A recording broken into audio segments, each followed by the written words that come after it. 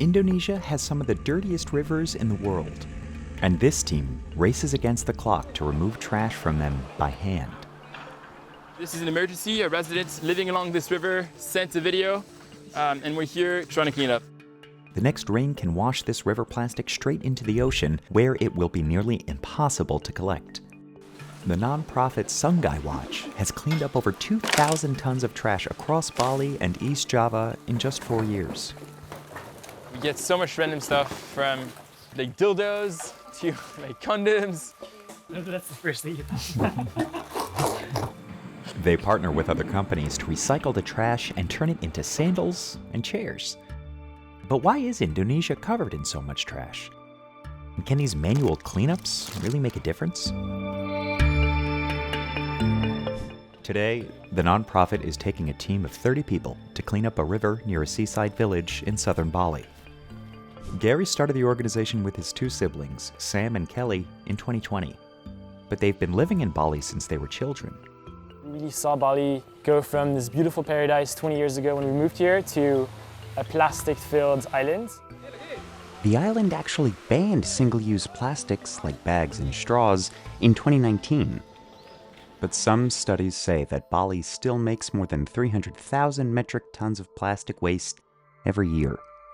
Everything here in Indonesia is wrapped in these little single-use sachets. So easy to use, one-time use, and it's so mono-use culture. This is some trees and a bridge that have stopped all this floating debris. And this will just keep on accumulating until potentially a flood will come about.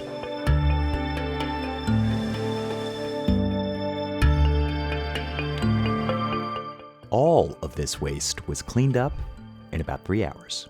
It's always hard to say, but this looks like about 2 tons of waste. All of this is essentially plastic that was making its way to the ocean. What most people will see as trash, we actually see this as value. It's like modern day mining. We're looking for the most valuable piece of trash. And right now what we'll do with this is we'll put it on the back of our pickup trucks and ship it over to our sorting center, which is 10 minutes away. The nonprofit has 9 sorting facilities across Bali and East Java. This is our sorting room.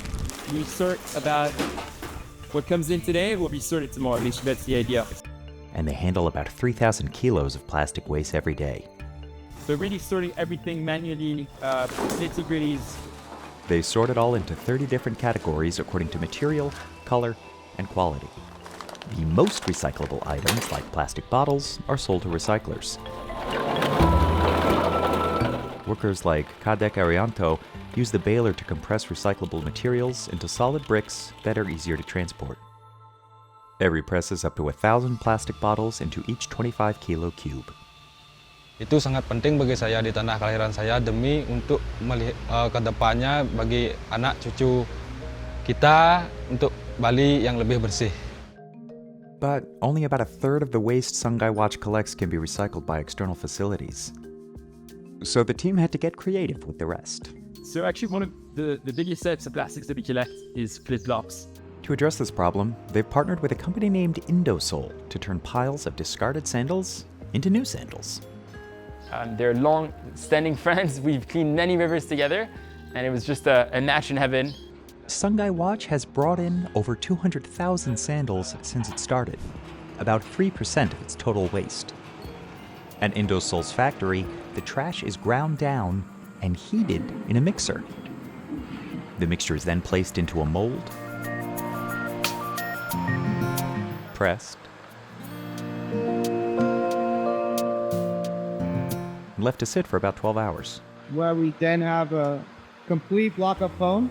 We will then skive down to sheets, which we will then cut and press into the footbeds of the Sungai Watch times Indosol sandals. The recycled sandal material is used for the midsole, while the footbeds are made of a mixture of natural and synthetic rubbers. A recycled polyester strap is added to complete the sandal. For each sandal that Sungai Watch pulls out of a river, Indosol is able to make a new one. The siblings also launched another company in 2024 called Sungai Design.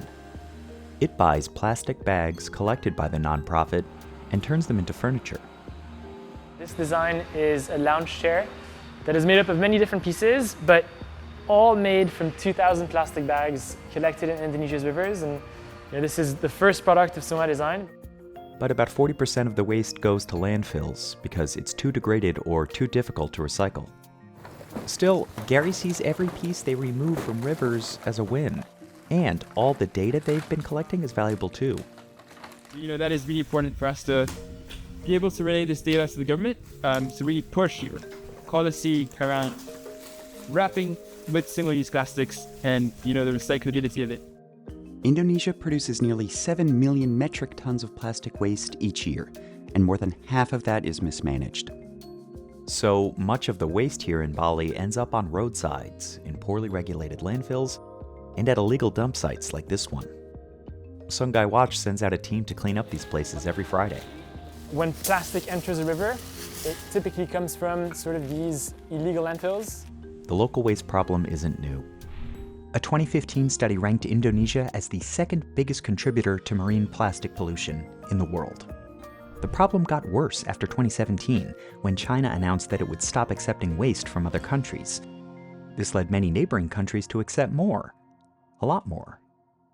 Indonesia's plastic waste imports spiked in 2018. This all led to the government setting an ambitious goal to reduce marine plastic waste by 70% by 2025. But Gary isn't holding his breath. Waste sorting stations are opened, and in a couple years they are closed down due to lack of funding and lack of operation. Meanwhile, the local waste problem has gotten so bad that it's caught international media attention. Bali is known to the world as the island of gods, but recently, with international media covering this trash epidemic, the plastic waves washing up on Kuta Beach, it's now known as the island of trash. That's why Sungai Watch installed 170 floating barriers like this one across Bali and East Java. The barriers trap most of the plastic in one place, but they have to visit each site every day to stop trash from piling up. Beberapa sampah organik kita cuci di sini. It's make little bit clean. Membuat ini lebih bersih. Madebagi used to be a taxi driver, but during the pandemic, he quit his job to focus on the environment.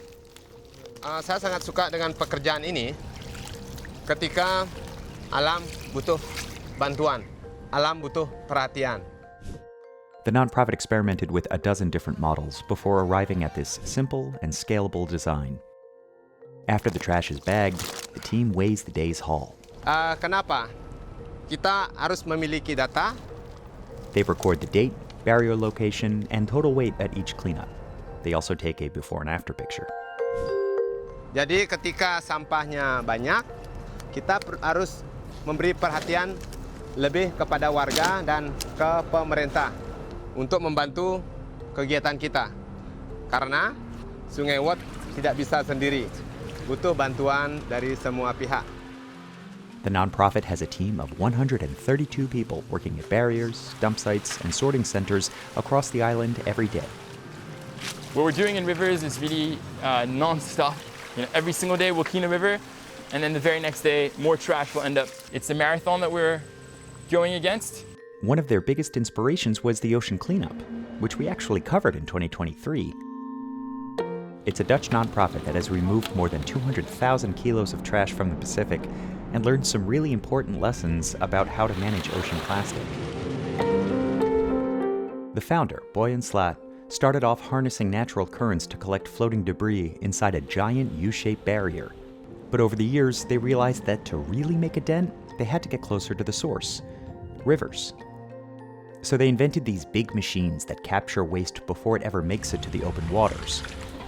They're called interceptors, and the founder plans to deploy 1,000 of them. We filmed with the organization after they installed one at the Rio Osama in the Dominican Republic, which flows into the Caribbean Sea. It's one of the dirtiest rivers in the world, and Carmen Encarnacion has lived nearby for 24 years. Nos afecta emocionalmente, es decir, nos afecta de toda la manera. The ocean cleanup installed an interceptor about a mile down the river from her home in 2020. El río está más limpio, ahí se siente menos contaminación. The idea is to let the current do most of the work. As trash travels downstream, This 700-foot long arm redirects it toward the machine's opening. So what the barriers do is they let the water pass, but they stop everything that's floating. On the roof, we have these solar panels that are connected to batteries, which store the energy so that even at night we can keep intercepting plastic. Conveyor belts carry the waste to one of 6 dumpsters. They can fill up in just 3 days during the rainy season. Boyne started out hoping to clean the so-called Great Pacific Garbage Patch, but it turns out it's not really a patch.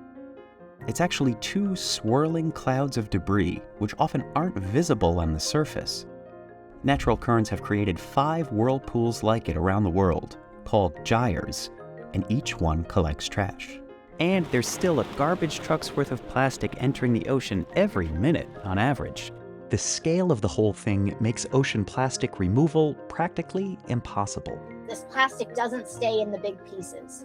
It ends up in teeny tiny pieces that are impossible to manage. If there's a way to stop that from entering the system and becoming the minuscule particles that we'll never be able to manage, we need to do it now.